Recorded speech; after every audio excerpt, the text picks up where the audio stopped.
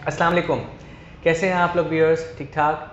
आज हम जिस टॉपिक पे बात करेंगे उसके ये बहुत इम्पॉर्टेंट टॉपिक है और इस वक्त शायद अगर ये कहा जाए कि शायद पाकिस्तान का ऐसा ये मर्ज़ है जिसको हम जो कि बहुत ज़्यादा छुपावा भी है, लेकिन हम जितने मरीज़ देखते जा रहे हैं हमें अंदाज़ा हो रहा है कि इसका कितना बड़ा मैग्नीट्यूड है, कितने ज़्यादा लोगों को हेपेटाइटिस का प्रॉब्लम है। जी हाँ, आज हम बात कर रहे हैं हेपेटाइटिस यानी कि यरकान के मुताल्लिक़, ठीक है। और इसके लिए आज हमारे साथ मौजूद हैं डॉक्टर साद। अस्सलाम वालेकुम डॉक्टर साद, कैसे हैं आप? खैरियत से? बिल्कुल ठीक जी डॉक्टर साहब, तो ये बताइएगा कि क्या है ये यरकान का क्या मसला है, ये हेपेटाइटिस के बारे में जो लोग बातें करते हैं और सब परेशान हैं इस बारे में, तो आप बताइए क्या है ये हेपेटाइटिस?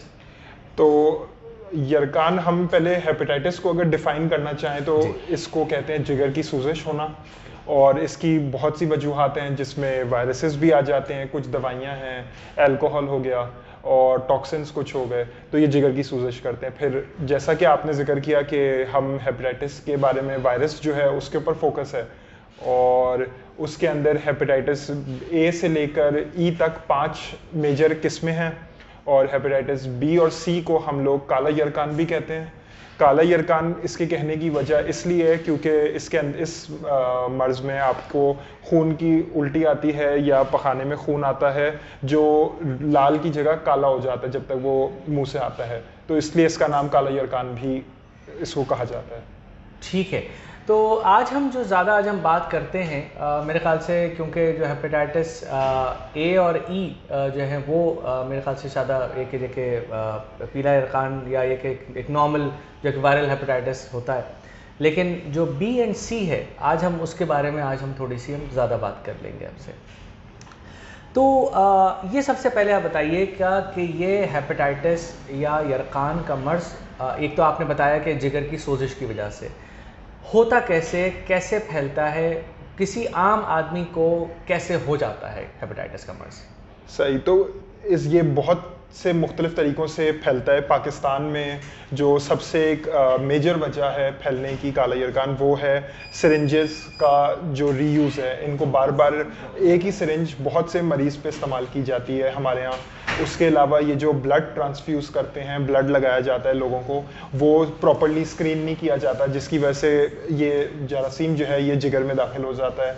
उसके अलावा ये जो हमारे यहाँ डेंटिस्ट और ये जो नाई हैं, ये जो औज़ार अपने इस्तेमाल कर रहे होते हैं, इनको अगर सही से क्लीनिंग और इनको स्टेरिलाइज नहीं किया गया होता, तो जब ये इन लोगों पे इस्तेमाल होते हैं तो उसके बाद जो वायरस है वो बॉडी में एंटर हो जाता है और फिर वो मरीज़ जो है वो उसका मर्ज़ का शिकार हो जाता है। ठीक है। अच्छा, इसके अलावा भी और कोई वजूहात हो सकती हैं, जैसा कि ये कि माँ और बच्चे के दरमियान अगर जैसे कि बच्चे के पैदाइश पे अक्सर औक़ात सुनते हैं कि जी बच्चे को पैदाइशी जो है वो काला यरकान है, ये भी हो सकता है? पैदाइशी पे बहुत कम परसेंटेज है, जो हमल के दौरान जब क्या कहते हैं बच्चा पैदा हो रहा होता है उस वक्त ये कम चांसेस होते हैं पैदा होने के, लेकिन एक रिस्क है। उसके अलावा ये जो ताल्लुकात, ठीक है, ओके, सो जिनसी हाँ। ताल्लुकात होते हैं, जो जिनसी ताल्लुकात हैं उसके ज़रिए भी आप इसको फैला सकते हैं हेपेटाइटिस को। ठीक है। अच्छा, ये बताइएगा थोड़ा सा, मैं इस बारे में आपसे जानना चाहूँगा कि ये तो आपने बड़ा एक जनरल बात बताई, जो सारी चीज़ें पाकिस्तान के अंदर आप जिस तरह से देखते हैं, कितना आपको लग रहा है कि पाकिस्तान के अंदर इस वक्त हेपेटाइटिस फैल रहा है या फैल चुका है? अच्छा, तो ये अगर मैं आपका बहुत अच्छा सवाल है, और हैरानी की बात है, ये हमारी पॉपुलेशन को इतना मालूम नहीं है, लेकिन पाकिस्तान अभी दुनिया के दूसरे नंबर पर है हेपेटाइटिस सी के मरीज़ों में। और आप इस बात का अंदाज़ा इससे लगा सकते हैं कि अगर कराची की आबादी अगर 15 मिलियन है तो 14 मिलियन केसेस पाकिस्तान में मौजूद हैं हेपेटाइटिस सी के, तो ये एक बहुत बड़ा नंबर है। और दूसरी चीज़ ये कि हम जल्द जिस स्पीड से ये फैल रहा है, अभी करंट जो स्टैटिस्टिक्स हैं उसके मुताबिक हम बहुत जल्द दुनिया में नंबर 1 पे पहुंच जाएंगे एक्टिव हेपेटाइटिस सी के केसेस के बारे में। तो ये जो हेपेटाइटिस सी के जो केसेस हैं, जो आपने बताया इतनी बड़ी तादाद इन मरीज़ों की है, तो क्या ये सारे के सारे जो है ये एक्टिव हेपेटाइटिस सी के केसेस हैं? इसके अंदर हेपेटाइटिस सी की खासियत ये है कि मरीज़ जब इन्फेक्ट होता है तो उसको हो सकता है शुरू में कोई अलामात ना आए और 10 साल तक भी कोई अलामात ना आए। तो वो मरीज़ जिसको इल्म ही नहीं है कि वो बीमारी का शिकार है, तो वो अक्सर औकात वो फिर और लोगों को फैला देता है, और जब तक इस बीमारी के अलामात आना शुरू होते हैं 10 साल 15 साल के बाद, तब तक एक तो जिगर में काफ़ी हद तक डैमेज इतना भी हो चुका होता है कि हम कभी उनको आम जो दवाइयाँ हम देते हैं ट्रीट करने के लिए, उससे वो सही से ट्रीट भी नहीं हो पाते, लेकिन बहुत कॉम्प्लिकेशन डेवलप हो रही है इसी की वजह से। अच्छा डॉक्टर साहब, ये तो बड़ी अलार्मिंग सी वैसे बातें हैं जो आप बता रहे हैं। मुझे सिर्फ ये बताइएगा कि इस वक्त क्या आपको ऐसा लगता है कि पाकिस्तान के कुछ ख़ास ऐसे इलाके हैं कि जहाँ पर हेपेटाइटिस बी या सी के केसेस ज़्यादा हैं, और क्या ये ज़्यादा शहरी आबादी के अंदर आप ज़्यादा ही केसेस देखते हैं या फिर आप देही इलाके आप ज़्यादा देखते हैं? अब तक हम लोगों ने जो भी अपने प्रोग्राम और इंडस के साथ हमने काम करते हुए जो देखा गया है, उसमें हमने नोटिस किया है कि ज़्यादातर ये जो रूरल एरियाज़ जिनको गांव देहात आप कह सकते हैं, वहाँ पे हेपेटाइटिस सी के काफ़ी ज़्यादा परसेंटेज जो है वो ज़्यादा हाई है केसेस की।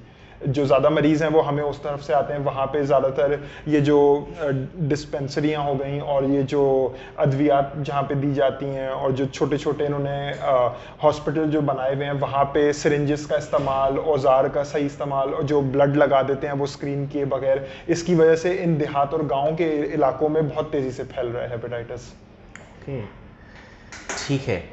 अच्छा, ये भी ज़रूर बताइएगा कि जैसा कि आपने बताया कि ये तो खैर सारी चीज़ें हो गई कि कहाँ से हो रहा है और कौन से इलाकों में ज़्यादा हो रहा है। मुझे आपसे ये बताइएगा कि जो ये सब जितने भी हेपेटाइटिस के ये वायरसेस हैं या ये कि जो और दूसरी और चीज़ें भी आती हैं इसमें, क्या सबकी अलामतें एक ही तरह की हैं या सबकी अलामतें कुछ मुख्तलिफ हैं? ये क्या होता है इसमें सिलसिला? अच्छा, तो हम लोग अगर हेपेटाइटिस की अगर हम 5 किस्मों का जैसे हमने जिक्र किया, ए बी सी डी और ई, तो अगर आप डिफरेंस थोड़ा सा अगर चेक करना चाहें तो हेपेटाइटिस ए और ई जो है वो ज़्यादातर मुंह के ज़रिए, और गंदा पानी हो गया, गंदी चीज़ें हो गई खाने की, जो अगर इन्फेक्टेड है उससे ये इन्फेक्ट होता है हेपेटाइटिस ए और ई। और इसके बाद 2 से 4 हफ्तों में इसके सिम्टम आते हैं।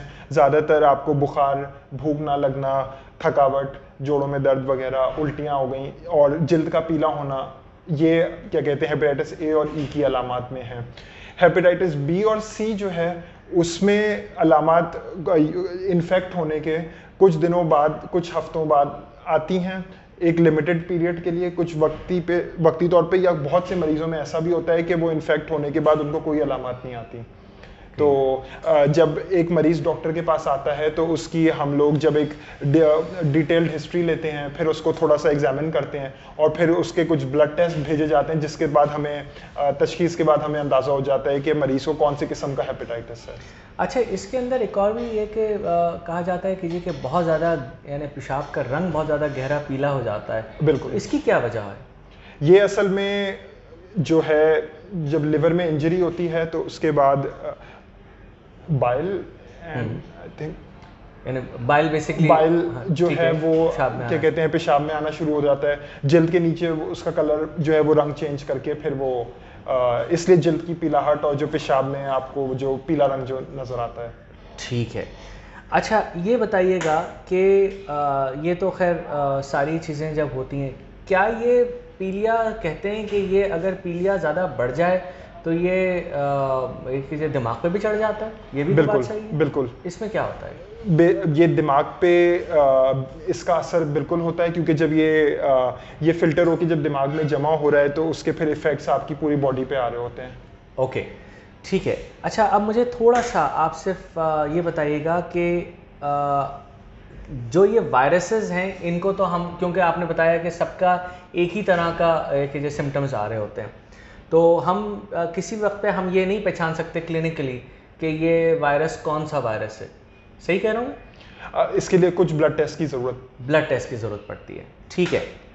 अच्छा, ये मुझे बताइएगा कि हेपेटाइटिस का जो मर्ज़ है वो क्या ये काबिल इलाज है? बिल्कुल, हमारे पास अगर हम हेपेटाइटिस सी का देखें तो अगर टाइमली हमें मालूम इल्म हो जाए और हम इसकी दवाइयाँ हमारे पास मौजूद हैं और इनका कोर्स लंबा होता है, उनके कुछ साइड इफ़ेक्ट्स भी हैं, लेकिन काफ़ी हद तक हम हेपेटाइटिस सी को तो हमने क्योर कर दिया है, कर चुके हैं। हेपेटाइटिस बी की मॉनिटरिंग हमें ज़रूरी होती है, उसको मॉनिटर करना, उसके लिए हमारे पास अभी फ़िलहाल दवाइयाँ मौजूद नहीं हैं। और हेपेटाइटिस ए और ई है, वो सेल्फ लिमिटेड का लफ्ज़ इस्तेमाल होता है कि वो मरीज़ में बीमारी पैदा करता है 2-4 हफ्ते के बाद, और उसके बाद उसके सिम्टम आते हैं, लोगों को मैनेज किया जाता है और उसके बाद वो ठीक हो जाते हैं। ठीक है, लेकिन हेपेटाइटिस बी की अगर हम बात करें तो हेपेटाइटिस बी में जो इलाज है वो इस वक्त हो तो रहा है? बिल्कुल हो रहा है। और ऐसा तो नहीं है कि बिल्कुल ये कि नाकाबिले इलाज हो, ऐसा तो नहीं नहीं है? नहीं, ऐसा नहीं है। हम हेपेटाइटिस बी में हम लोग जो वायरस के लेवल्स हैं ब्लड में, वो हर साल के हिसाब से मॉनिटर करते हैं, और अगर वायरस के लेवल्स को कम करने के लिए मेंटेन, हमारे पास कुछ दवाएं बिल्कुल मौजूद हैं। ठीक है, कौन सा ऐसा वायरस है हेपेटाइटिस बी या सी में से जो कि ज़्यादा ख़तरनाक हो सकता है अगर उसका बरवक्त तशख़ीस और इलाज नहीं किया जाए?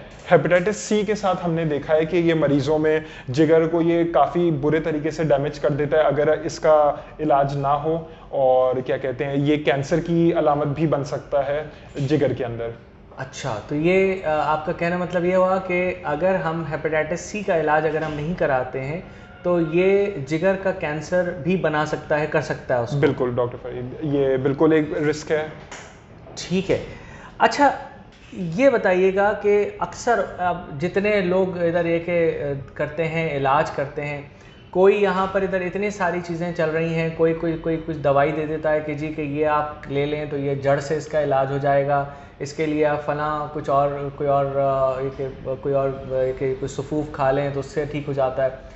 तो ये इस बारे में बताइएगा, ये ऑल्टरनेटिव मेडिसिन्स पे लोग फ़ौरन चले जाते हैं, तो आपका इस बारे में क्या ख्याल है? इसके बारे में पहले तो मैं ये कहूँगा कि हेपेटाइटिस सी की दवाएं वैसे काफ़ी एक्सपेंसिव हैं और काफ़ी महंगी हैं, और इसके जो तशख़ीस के उसके जो टेस्ट हैं वो भी काफ़ी महंगे हैं। तो लोग एक तो क्या कहें, और इसका इलाज का जो ड्यूरेशन है यानी वो 3 महीने से 4 महीने भी होता है, और इसलिए लोगों को एक तो जब वैसे देखने में जब उनके अंदर कोई सिम्टम्स और अलामात नहीं आ रही होती मर्ज़ की, तो फिर वो लोग लोग इसको इतना सीरियसली नहीं लेते।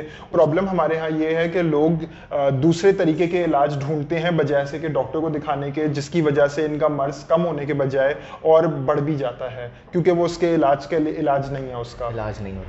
अच्छा डॉक्टर साहब, एक सवाल, एक चुप्ता सा सवाल है, क्योंकि ये अक्सर औक़ात यहाँ पर हमारे पास बहुत सारे मिथ्स और डिसबिलीफ्स हैं।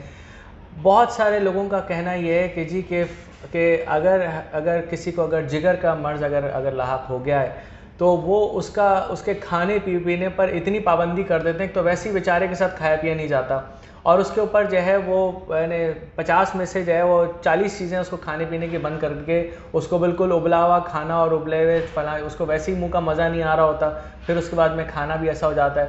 तो आप क्या कहेंगे कि क्या आप लोग क्या अपने मरीज़ों को क्या कहते हैं कि उनको क्या खाना चाहिए और क्या पीना चाहिए? बिल्कुल, ये डॉक्टर फरीद आपने बड़ा अच्छा सवाल उठाया, एंड हमारे यहाँ इन मरीज़ों को हमारी ये बदकिस्मती कह सकते हैं कि इसके साथ काफ़ी ढेर सारे मिथ अटैच्ड हैं हेपेटाइटिस सी के साथ, और जो मरीज़ है वो एक नॉर्मल इंसान की तरह अपनी ज़िंदगी गुजार सकता है, वो उसी बर्तन में खाना खा सकता है और वो टॉवल अगर है वो इस्तेमाल कर सकता है। ये लोग एक नॉर्मल ज़िंदगी गुजारते हैं, और इनको खाने पर भी कोई ख़ास पाबंदी हम ऐसी नहीं आयद करते, वो अपनी जो है वो अगर अपनी नॉर्मल ग़िज़ा खा सकते हैं। ठीक है, थोड़ा सा सिर्फ आखिर में एक प्रिवेंशन पे बताइएगा, कैसे बच सकते हैं हेपेटाइटिस बी और हेपेटाइटिस सी से? क्योंकि ज़ाहिर सी बात है ये चीज़ें फैली हैं, बहुत कुछ है, हमें अंदाज़ा नहीं होता, नए नए वायरसेस आ रहे हैं, तो आप इस बारे में क्या आप ये कि सबको बताएंगे कि हेपेटाइटिस बी और सी से कैसे बचा जाए? सबसे ज़्यादा जो हमारे मुल्क में जो फैल रहा है वायरस वो हमारे हॉस्पिटल्स और ये जो गांव देहातों में जो छोटे मोटे जो क्लिनिक्स होते हैं इनमें फैल रहा है। और उसकी मेजर वजह जैसा कि मैंने पहले आपको बताया कि सिरिंजेस का बार बार इस्तेमाल करना, एक ही सिरिंज का मुख्तलिफ मरीज़ों पे। तो अगर आप किसी जगह पे क्लिनिक में जाते हैं तो मेक श्योर कर लें कि जो सिरिंज आप पे इस्तेमाल हो रही है वो नई है, किसी और मरीज़ पे नहीं लगाई गई। अगर खून की उसकी ट्रांसफ्यूजन की ज़रूरत है तो आप चेक कर लें कि आपने जो ब्लड आ रहा है वो किसी ऑथेंटिक सोर्स की तरफ से आ रहा है। उसके अलावा ये जो आप अगर आप शेव बनवाने ये जो नाई के पास जाते हैं तो मेक श्योर कर लें कि ब्लेड वो नया इस्तेमाल कर रहा है।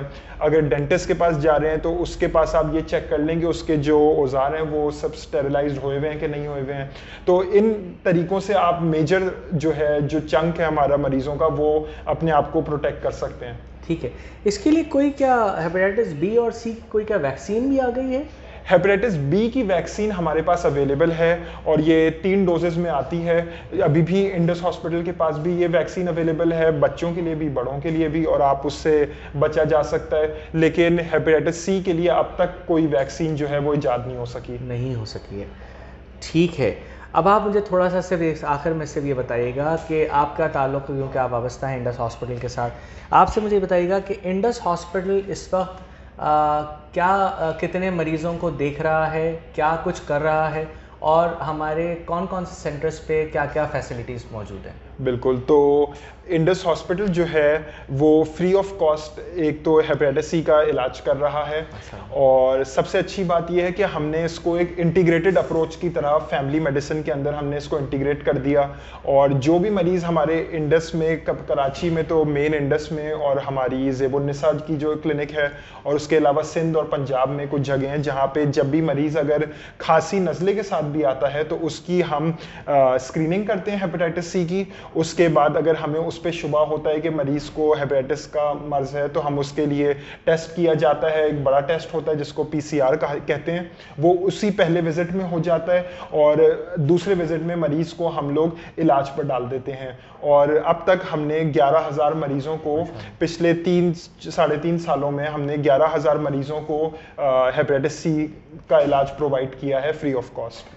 तो डॉक्टर साहब फिर ये बताइएगा कि इसका मतलब ये हुआ कि किसी को भी अगर हेपेटाइटिस सी का मर्ज़ है, लाहक है, या उसको शुबा है कि उसको है, तो वो डायरेक्टली आकर वो अपना इलाज इंडस से करवा सकता है? जी बिल्कुल, वो स्क्रीन हो जाएगा। हमारे स्क्रीनर्स मुख्तलिफ जगह पे, मेन कराची में तो हमारे यहाँ 3 से 4 जगह पे इंडस हॉस्पिटल के अंदर बैठे हुए हैं, और वो स्क्रीन होगा। अगर हमें शुबा होगा कि उसको हेपेटाइटिस सी का मर्ज़ है तो हम उसको बिल्कुल इलाज के लिए उसको बुलाएंगे। अच्छा, बहुत लोगों को मसला होता है, वो सोचते हैं कि जी कि अब हम जाएंगे तो हमारे से पता नहीं क्या कुछ होगा और हमें कितना इंतज़ार करना पड़ेगा, तो और या फिर ये कि दवाएं जो इतनी महंगी हैं वो पता नहीं हमसे शायद दवाओं के पैसे ना ले लें।